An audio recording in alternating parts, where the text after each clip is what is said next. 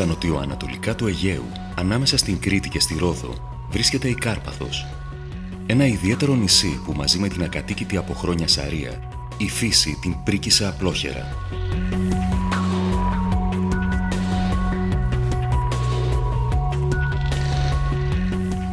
Αυτός είναι και ο λόγος που η περιοχή της Βορείου Καρπάθου ανακηρύχθηκε προστατευόμενη περιοχή και εντάχθηκε στο δίκτυο Natura 2000.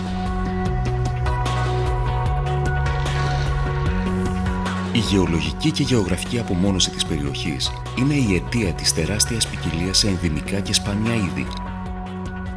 Η χλωρίδα και η πανίδα της έχουν βρει το σημείο ισορροπίας τους σε αυτόν τον τόπο, ίσως επειδή η ανθρώπινη παρουσία είναι περιορισμένη. Η περιοχή είναι ιδιαιτέρως ορεινή, με βαθιές χαράδρες, κοφτερές βραχώδεις κορυφές και ρέματα.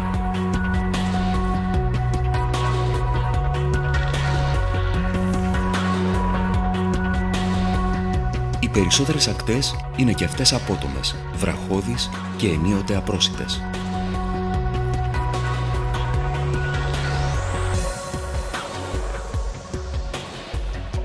Υπεύθυνος για την προστασία και διαχείριση της προστατευόμενης περιοχής είναι ο Φορέας Διαχείρισης Καρπάθου Σαρίας, που ιδρύθηκε το 2002. Ο τομέας δράσεώς του καλύπτει τη Βόρεια Κάρπαθο και τη Σαρία. Σύνολο 83 τετραγωνικά χιλιόμετρα σπάνιας ομορφιάς και μεγάλης οικολογικής σημασίας.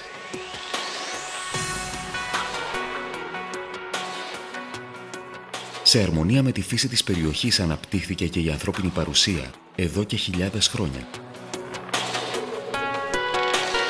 Στις δραστηριότητες του φορέα περιλαμβάνεται και η προστασία της παράδοσης και του ιδιαίτερου πολιτισμού της ακριτικής αυτής περιοχής.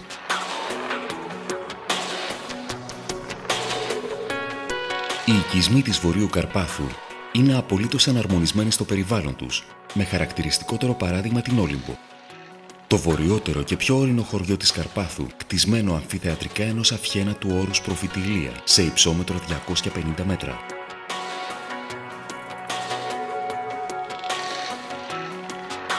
Η απομόνωση την ανταπέδωσε με τη διατήρηση της πολιτιστικής της ταυτότητας.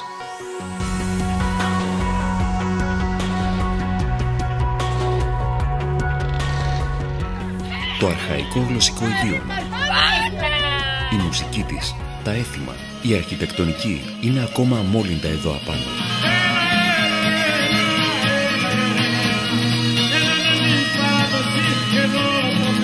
Στα στενά σοκάκια, οι Ολυμπίτισσες ακόμα φορούν τις παραδοσιακές τους φορεσιές.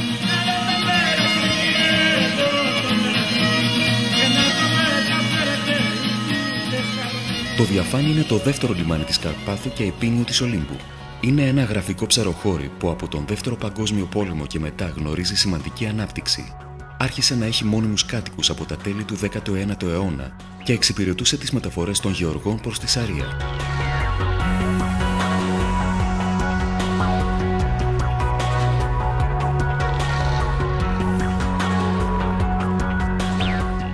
Η Αυλώνα είναι το τρίτο κατοικημένο χωριό της Βορείου Καρπάθου, με 200 αγρικίες που οι ντόπιοι τις λένε στάβλους, που η κάθε μια έχει το αλόνι της για τα σπαρτά της έφορης κοιλάδας. Τη γονιμότητά της την οφείλει στην επιμονή των Λολιβητών, που με πεζούλες και πηγάδια έθρευαν και 1.500 ανθρώπους της δεκαετίας του 40 και του 50. Από την Αυλώνα ξεκινάει και το μονοπάτι που οδηγεί στη Βρικούντα. Η Βρικούντα ταυτίζεται με την αρχαία πόλη Βρικούς. Αυτό που διατηρήθηκε ως τις μέρες μας είναι ένα τμήμα της οχυρωματικής περιβόλου του 4ου προκριστιανικού αιώνα. Εντυπωσιακή είναι και η λαξευτή θαλαμοειδή τάφη. Η ζωή συνεχίστηκε εκεί και με τα χριστιανικά, κάτι που μαρτυρούν τα λείψανα 3 βασιλικών.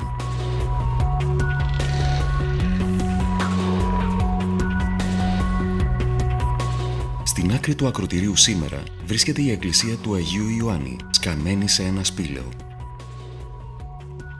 Περνώντας την ίσο Σαρία, συναντάμε τα ίχνη από την παρουσία του ανθρώπου ήδη από την νεολιθική εποχή και την πρώιμη μέση εποχή του Χαλκού. Νοτίως του κόλπου των Παλατιών, στο Λόφο Καστέλο, βρίσκεται η Ακρόπολη της αρχαίας Νησήρου, με λείψανα οχύρωσης και 2 θολωτούς τάφους.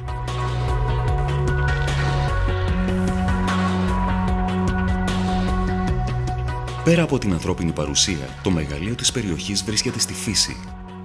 Ένα δίκτυο από 18 μονοπάτια δίνουν τη δυνατότητα στο καθένα να το διαπιστώσει και φτάνουν από τις πιο όμορφες παραλίες, όπως αυτή του Αγίου Μινά, έως τις κατάφυτες πλαγιές και τις βραχώδεις κορυφές. Ο φορέας διαχείρισης Καρπάθου Σαρίας έχει αναλάβει την προστασία των βιοτόπων της μοναδικής αυτής περιοχής. Στο κόλπο του Τριστόμου μπορεί να δει κανείς τις σπηλιές που φωλιάζει η σπάνια και προστατευόμενη μεσογειακή φώκια.